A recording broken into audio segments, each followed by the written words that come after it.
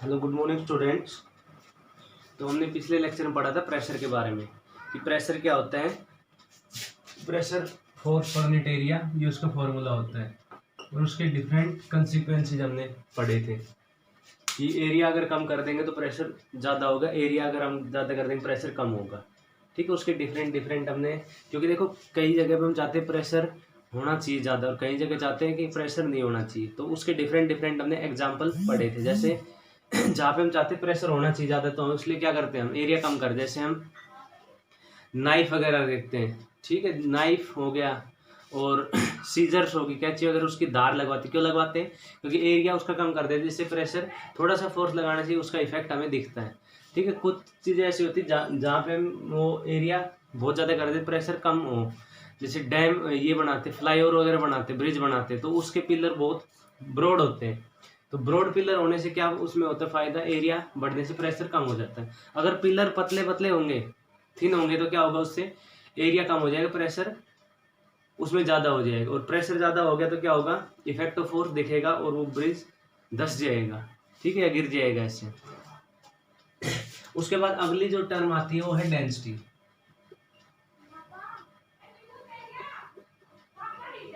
तो अब डेंसिटी क्या होती है? देखो डेंसिटी होती है कि कुछ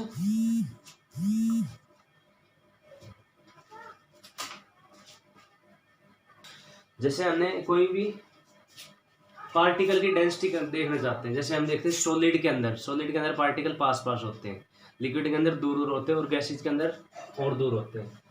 ठीक है, तो ये जो पार्टिकल है, इन पार्टिकल के ऊपर वो करती है डिपेंड डेंसिटी। जैसे कैसे करती है कि हमने एक यूनिट वॉल्यूम लिया, जैसे हमने क्यूब लिया,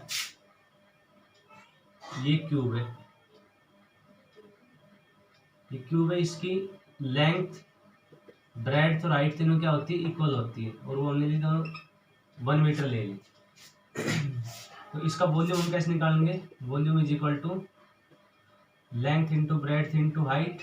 ठीक है, क्यूबॉइड का होता है, लेकिन यहाँ पे क्या हो जाएगा, एल क्यूब, तीनों क्या है, तीनों एल ही है ना, ये लेंथ भी एल होगी, ब्रेड्थ भी एल होगी, और या इसमें जैसे लेंथ भी 1 होगी, ब्रेड्थ भी 1 होगी और हाइट 1 होगी, तो इसका वॉल्यूम कितना आ गया, 1 मीटर क्यूब। तो जैसे 1 मीटर क्यूब हमने लिया वॉल्यूम, और इसके अंदर हमने जैसे डिफरेंट मटेरियल देखे डाल के, जैसे हमने यहाँ वाटर डाल के देखा। ठीक है, वाटर डालेंगे तो वाटर के पार्टिकल थोड़ा दूर दूर होते हैं, तो इसके अंदर वाटर थोड़ा फिर उन्होंने मास कर लिया मेजर, जो इसके अंदर जितना वाटर आया इसके अंदर, वो उसका मास देख लिया हमने, उसका मास है 1000 kg, तो हम उसकी डेंसिटी करेंगे 1000 kg पर मीटर क्यूब, क्योंकि वो 1000 kg किस में आ रहा है, 1 मीटर क्यूब में। फिर इसके अंदर हम आयरन डाला, तो आयरन के लिए अलग वो आएगी। ठीक है, जैसे मान लो सपोज करो आयरन के लिए 7800 kg पर मीटर क्यूब। ठीक है, फिर मरकरी हमने डाली, तो जितनी इस यूनिट वॉल्यूम के अंदर किसी की भी डेंसिटी चेक करनी है, किसी पार्टिकल की हमें चेक करनी है डेंसिटी, जैसे ये है, इसकी डेंसिटी चेक करनी है। ठीक है, तो इसकी डेंसिटी क्या होगी कि इसका unit volume low, unit volume मतलब कि जैसे इसकी शेप कैसी है, इसकी शेप जैसे सिलेंड्रिकल है। ठीक है, ये मार्कर जिस मटेरियल से बना है और उसकी शेप है सिलेंड्रिकल, तो हम उसका यूनिट वॉल्यूम लेंगे। ठीक, और अब सिलेंडर का फॉर्मूला क्या होता है, पाई आर स्क्वायर एच, तो इसका एरिया तो हम कितना ले लें, 1 मीटर, मतलब ऐसा हम बोले मार्कर जिसका एरिया कितना हो, 1 मीटर स्क्वायर, और लेंथ भी कितनी हो, 1 मीटर, तो इसका वॉल्यूम कितना आएगा, 1 मीटर क्यूब। फिर उसको तोल के हमने देख लिया, तो उसको जब हम तोलेंगे तो जितना उसका मास आएगा, जितना उसका मास इस यूनिट वॉल्यूम के अंदर आ रहा है, वो इसकी क्या है, डेंसिटी। ठीक है, तो ये बिल्कुल वो हो गया जी कि यूनिट वॉल्यूम लो हर चीज का और उसका मास कर लो, वही उसकी क्या है, डेंसिटी है। ठीक है, तो किसी मेटल की हम ऐसे वो निकालते हैं डेंसिटी, तो डेंसिटी क्या होती है, it is the mass per unit volume, ये है मास पर यूनिट वॉल्यूम है।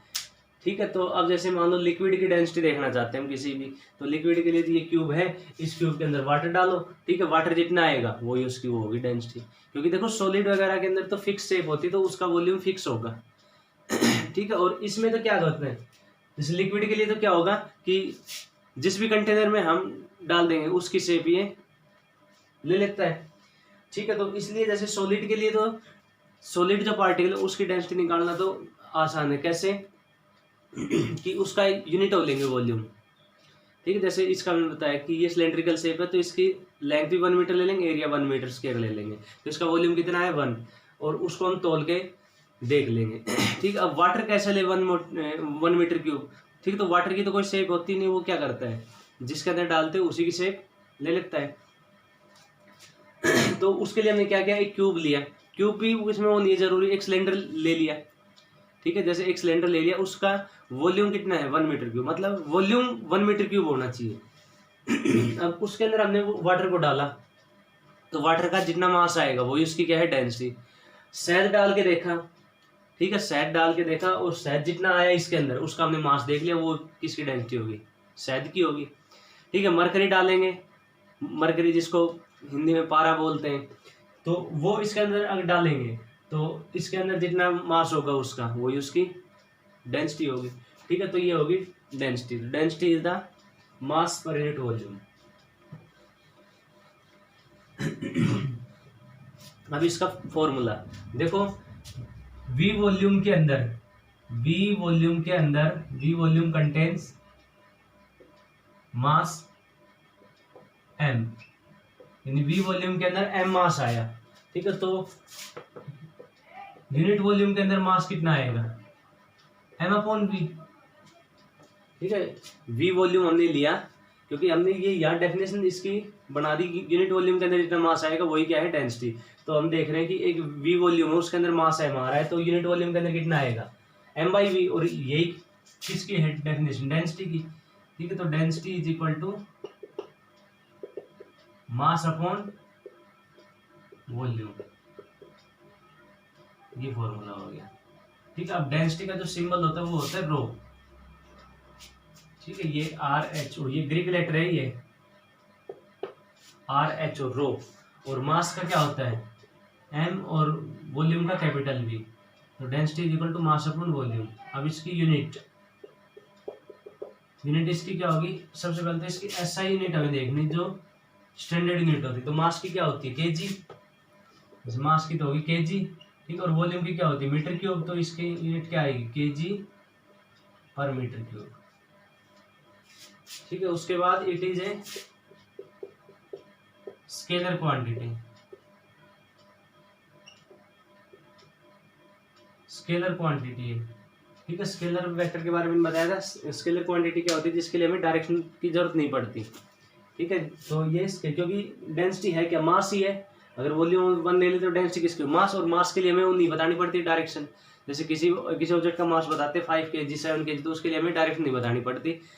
ठीक है, हम समझ जाते हैं। लेकिन हमने ही बोल दिया कि फोर्स, इस पर फोर्स लगाओ, तो हम इसमें पूछेंगे जैसे इस पर फोर्स लगाओ 5 न्यूटन, तो हम पूछेंगे ऊपर लगाए, नीचे लगाए, दाएं लगाए, बाएं लगाए, तो उसमें डायरेक्शन की जरूरत पड़ती है। तो जिस क्वांटिटी में डायरेक्शन की जरूरत पड़ती है उसको क्या बोलते हैं, वेक्टर क्वांटिटी। तो यहाँ पे डेंसिटी के लिए कोई डायरेक्शन की हमें जरूरत नहीं पड़ती, क्योंकि डेंसिटी क्या है, मास ही है।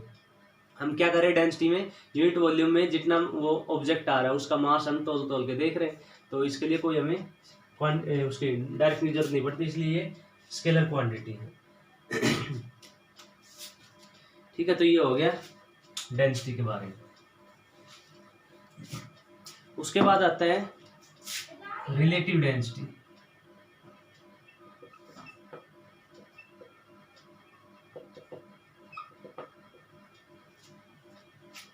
अब देखो रिलेटिव डेंसिटी क्या होती है। यहाँ पे जैसे इसकी हम देखेंगे यूनिट, तो इसकी यूनिट देखेंगे मास की, जैसे ग्राम ले ली, मास की ग्राम भी हो सकती है, और इसकी सेंटीमीटर क्यूब भी हो सकती है। मास की पाउंड भी होती है, पाउंड में भी होता है मास। ठीक है, और यहाँ पे जैसे फिट में आ गई, फिट क्यूब। तो ऐसे जैसे डेंसिटी की वैल्यू, अब देखो डेंसिटी कुछ मटेरियल जिनकी डेंसिटी हमें नोट करनी है। ठीक है, जैसे इस साइड तो हो जाएगा मटेरियल, उस साइड होगा उनकी डेंसिटी हम ले ली kg मीटर क्यूब में।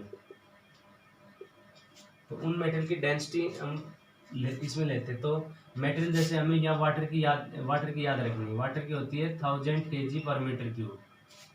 इसका मतलब क्या है कि यूनिट वॉल्यूम के अंदर वाटर आएगा कितना 1000 kg पर मीटर क्यूब, मतलब यूनिट वॉल्यूम हमने लिया उसके अंदर 1000 kg वाटर आएगा। एल्यूमिनियम की 2700, इसका मतलब क्या हो गया कि 1 मीटर क्यूब का अगर एल्यूमिनियम का टुकड़ा लिया हमने, मतलब एक एल्यूमिनियम लिया और उसका वॉल्यूम कितना लिया 1 मीटर क्यूब, तो उसको हम तोल के देखें तो 2700 आएंगे, उस मतलब उसका वेट 2700 kg आएगा। तो इसका मतलब ये हो गया कि एल्यूमिनियम के अंदर पार्टिकल पास होते हैं, तो उस यूनिट वॉल्यूम के अंदर पार्टिकल ज्यादा आ गए, ठीक है, इसलिए मास बढ़ गया। कॉपर के लिए 8960, इसका मतलब होगा कॉपर के पार्टिकल और पास होते हैं, और पास होंगे तो क्या होगा, उसके यूनिट वॉल्यूम के अंदर और ज्यादा वो आएगा कॉपर, तो उसकी होती है 8960, ठीक है। आयरन के लिए 7870, लेड के लिए 11300, मरकरी के लिए 13600, गोल्ड सबसे ज्यादा डेंस होता है, सबसे ज्यादा डेंसिटी होती है गोल्ड की 19600, वुड 300, मतलब लकड़ी का एक टुकड़ा लेंगे जिसका वॉल्यूम कितना होना चाहिए 1 मीटर क्यूब, तो उसमें वुड उस वुड का वजन कितना होगा 300 kg। एयर का 1.9, यानी एयर बहुत हल्की होती है, इसलिए एयर जो आएगी वो 1.29 kg आएगी 1 मीटर क्यूब के अंदर। क्यों? क्योंकि एयर के पार्टिकल बहुत दूर दूर होते हैं, तो इसलिए वो एयर के पार्टिकल दूर दूर होते हैं, इसलिए वो यूनिट वॉल्यूम के अंदर कम पार्टिकल आएंगे। जो पार्टिकल पास होंगे तो यूनिट वॉल्यूम के अंदर क्या आएंगे, ज़्यादा, ठीक है, और दूर दूर होंगे। देखो एग्जाम्पल ये है कि एक तो जैसे एक मान लो ये रूम है, ठीक है, इस रूम के अंदर इस रूम का हमने ले लिया वॉल्यूम 1 मीटर क्यूब, लेंथ भी 1 मीटर, ब्रेड भी 1 मीटर और हाइट 1 मीटर। अब इसके अंदर जैसे हमने एयर देखते तो एयर के पार्टिकल दूर दूर होंगे, तो उस एयर का वजन करेंगे तो वो एयर बहुत कम आए क्योंकि दूर दूर है। दूसरा यहाँ पे हम उसको रख देंगे कॉपर को, तो कॉपर के पार्टिकल कितने आएंगे, बहुत ज्यादा आएंगे, क्योंकि कॉपर के पार्टिकल पास होते हैं, इसलिए मास बढ़ जाता है, तो उसमें ज्यादा पार्टिकल आएंगे। तो ये कुछ है मटेरियल जिनके डेंसिटी दी हुई है। अब देखो ये तो है केजी मीटर क्यूब में, अब डेंसिटी ग्राम में ले ले तो यहाँ पे हो जाएगी, जैसे वाटर की हो जाएगी 1 ग्राम पर सेंटीमीटर क्यूब, ठीक है। एल्यूमिनियम की हो जाएगी ये यहाँ पे 2.7 ग्राम पर सेंटीमीटर क्यूब, और कॉपर की हो जाएगी 8.96 ग्राम पर सेंटीमीटर क्यूब, आयरन की 7.870 ग्राम पर सेंटीमीटर, ठीक है। ये चेंज कर लें, केजी को उसमें ग्राम में करेंगे तो केजी को 1000 से हम क्या करेंगे मल्टीप्लाई, और मीटर को सेंटीमीटर में करेंगे तो ये आएगी जैसे 1 ग्राम। तो यहाँ पे देखो जब डेंसिटी यूनिट हमने इसमें ले ली या ग्राम पर सेंटीमीटर में ले ली, तो यहाँ पे डाटा चेंज हो गया, यहाँ पे 1 आ गया, यहाँ पे 2.7 आ गया, यहाँ पे 8.96 आ गया, यहाँ 8.87 आ गया। अगर हम ये ले लें पौंड में, ले लें मास को पौंड में और एरिया को ले लें फीट क्यूब में, ठीक, सॉरी वॉल्यूम को फीट क्यूब में ले ले, तो ये डाटा और वो हो जाएगा चेंज, तो उसके लिए और मतलब याद करना हमारे लिए मुश्किल हो जाएगा। यानी कहने का मतलब ये है कि जब केजी पर मीटर क्यूब में है तब डेंसिटी इतनी होती है, ठीक है। तो ये डेंसिटी वाटर की तो हमें याद होनी चाहिए इसमें 1000 kg पर मीटर क्यूब, तो वाटर की हमें होगी याद, लेकिन बाकी की याद हमें कैसे होगी, ठीक है। तो ये थोड़ा याद करना मुश्किल, और हम चाहते हैं कि फिजिक्स में या साइंस के अंदर चीजें कम से कम हो ताकि याद करने में आसानी हो। और अगर मान लो यहाँ ग्राम पर सेंटीमीटर क्यूब हो गया तो ये यहाँ पे ये नंबर हो जाएंगे चेंज, पौंड पर फीट क्यूब हो गया तो और ये हो जाएंगे चेंज, तो ऐसे ही इतने नंबर चेंज हो जाएंगे, इतना ज़्यादा डाटा हो जाएगा, उसको याद करना मुश्किल हो जाएगा। इसलिए हम यहाँ पे ये याद करते हैं। देखो याद करना कितना वो है आसान इसमें। यहाँ वाटर की याद कर लें कि वाटर की डेंसिटी होती है 1000 kg पर मीटर क्यूब, ठीक है, काम खत्म। या ग्राम में बोलेंगे तो 1 ग्राम पर सेंटीमीटर क्यूब, बस ये हमें याद रखना है। उसके बाद हम ये याद करेंगे रिलेटिव डेंसिटी, जैसे हमें बोल देंगे कि रिलेटिव डेंसिटी कॉपर की 9 है, कॉपर की है 9, तो हम समझ गए कि कॉपर की डेंसिटी कितनी होगी वाटर से, वो 9 टाइम्स होगी। तो वाटर की 1000 तो उसकी 9 टाइम्स कितनी होगी, वो 9000 होगी। तो हमें जैसे बाकी इसमें याद नहीं करना पड़ेगा डाटा। जैसे बोल दिया कि वाटर कॉपर की जो डेंसिटी वो 9 टाइम्स है, तो इसका मतलब ग्राम पर सेंटीमीटर कितनी होगी 9 ग्राम पर सेंटीमीटर। क्यों? क्योंकि वाटर की डेंसिटी 1 ग्राम पर सेंटीमीटर, तो उसका हो जाएगी 9 टाइम्स से, ठीक है। तो ये रिलेटिव डेंसिटी होगी। तो इससे जैसे हम याद करें रिलेटिव डेंसिटी, तो इससे चीज़ें आसान होगी। जैसे हमें बोलेंगे कि वुड की रिलेटिव जो डेंसिटी वो 0.3 है, तो हम समझ गए कि वो वाटर से 0.3 गुना है, ठीक है। और किसी की 9 है तो वाटर से वो 9 टाइम्स है, और किसी की 3 है तो इसका मतलब वाटर से 3 टाइम्स है। तो ये रिलेटिव डेंसिटी होती है, ठीक है। तो अब यहाँ पे इसको लिखते हैं हम डेफिनेशन रिलेटिव डेंसिटी की। तो it is the ratio of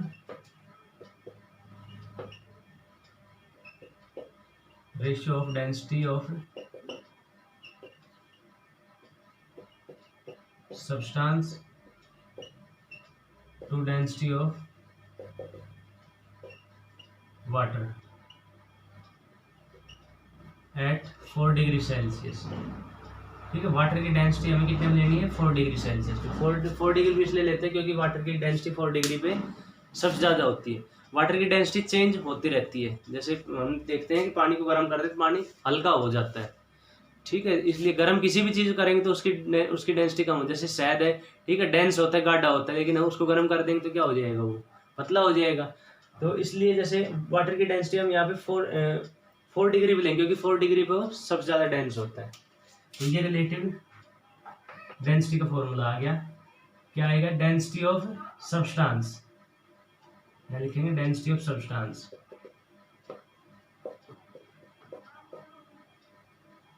ठीक है। और इसको हम कर दें डिनोट रो से, और ये सब्सटेंस की है तो रो एस, और नीचे डेंसिटी ऑफ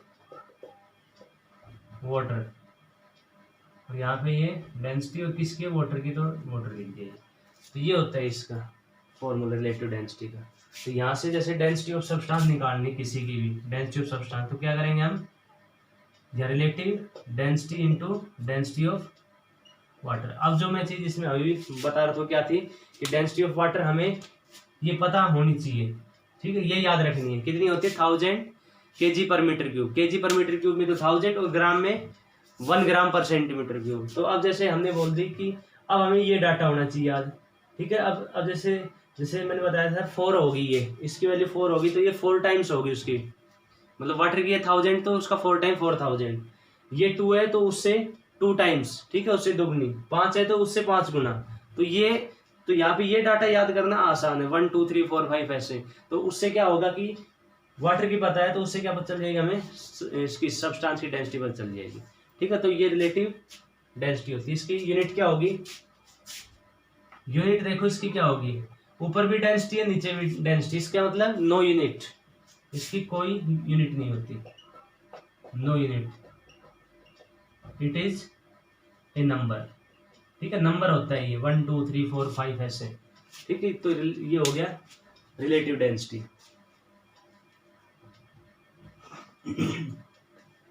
उसके बाद ये डेंसिटी हमने इसलिए पढ़ा है क्योंकि डेंसिटी को आगे यूज करेंगे हम, ठीक है। जैसे हमने यहाँ प्रेशर पढ़ी, एक क्वांटिटी और एक डेंसिटी पढ़ी है, तो आगे जैसे हम बायोंट फोर्स पढ़ेंगे तो उसमें ये यूज होगा।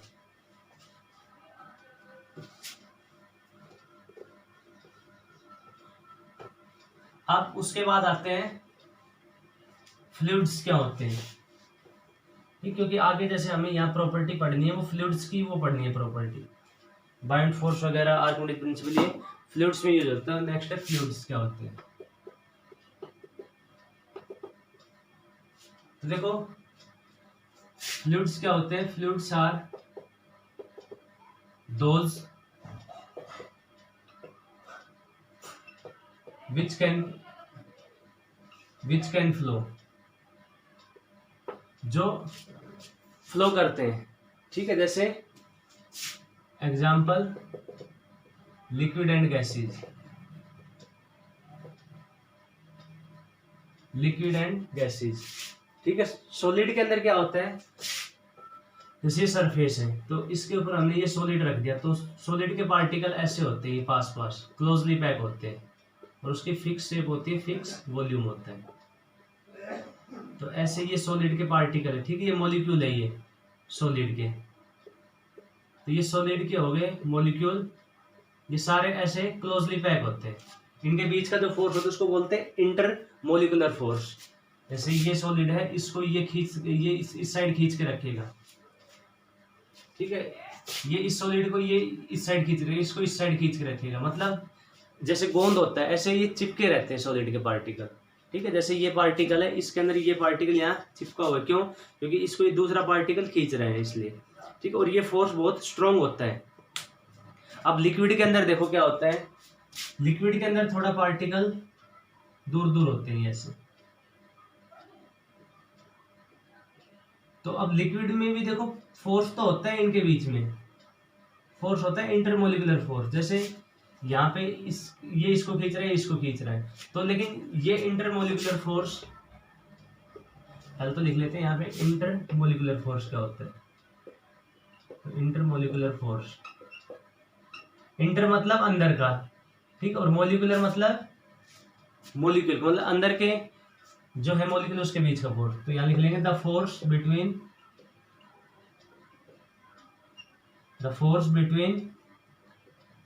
The molecules, the force between the molecules inside, तो अंदर के जो है मॉलिक्यूल उनके बीच। तो यहाँ पे ये मॉलिक्यूल है, ये क्लोजली पैक है। इसमें देखो यहाँ पे जैसे हमने क्या किया, एक जगह पे जैसे ये सरफेस है, जैसे फर्श के ऊपर हमने ये रख दिया सॉलिड को, तो सॉलिड देखें ऐसे कैसे रहेगा, फिक्स शेप में रहेगा। इसके पार्टिकल ऐसे नहीं, ये ऐसे फ्लो करने लग जाएंगे। लेकिन लिक्विड को जब हम रखते हैं तो लिक्विड के पार्टिकल ऐसे फ्लो करने लग जाती है, ये भी इस साइड फ्लो कर जाएगी, इस साइड फ्लो कर जाएगा ऐसे।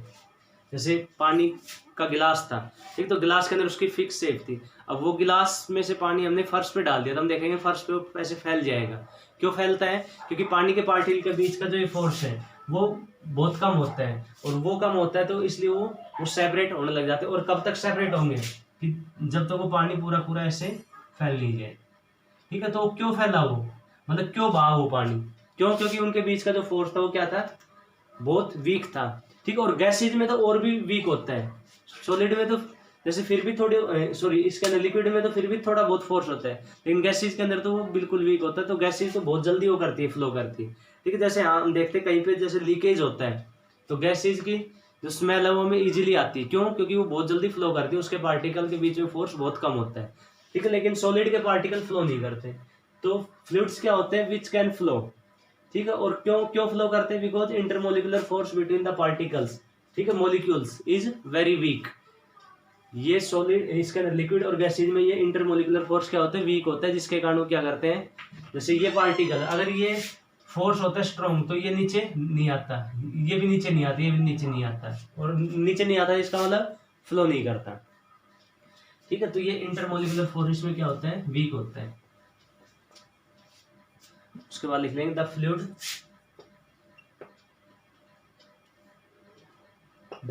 Flow because the intermolecular force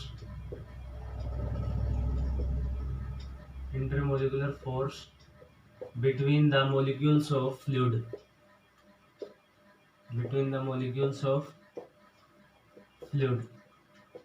is weak। ठीक है, इसलिए hence fluid flow easily। ठीक है, जैसे शहद डाल देंगे फर्श पे, हम डाल देंगे शहद, तो शहद धीरे धीरे फैलता है। क्यों? क्योंकि उसके बीच का जो उसके है मॉलिक्यूल, उसके बीच का फोर्स थोड़ा सा वाटर कंपेरिजन में स्ट्रांग होता है, इसलिए वो फैलता नहीं इतना। ठीक है, फैलता कब है? जब वो फ्लो करेगा चारों तरफ, इस डायरेक्शन फ्लो करके ऐसे तो फैल जाएगा। ठीक है, वाटर जैसे क्या होता है, पतला होता है पानी, तो उसमें क्या होगा कि वो फोर्सेज क्या होते हैं, मॉलिक्यूल के बीच का फोर्स कम होता है, इसलिए वो क्या कर जाते हैं, फैल जाते हैं। ठीक है, और गैसेज में तो बहुत कम होता है। तो ये हो गया फ्लूइड के बारे में। ठीक है, अब आगे हम इसमें फ्लूइड की प्रॉपर्टी पढ़ेंगे, बायोंट फोर्स वगैरह, आर्किमिडीज प्रिंसिपल, तो that will be discussed in next lecture. Thank you.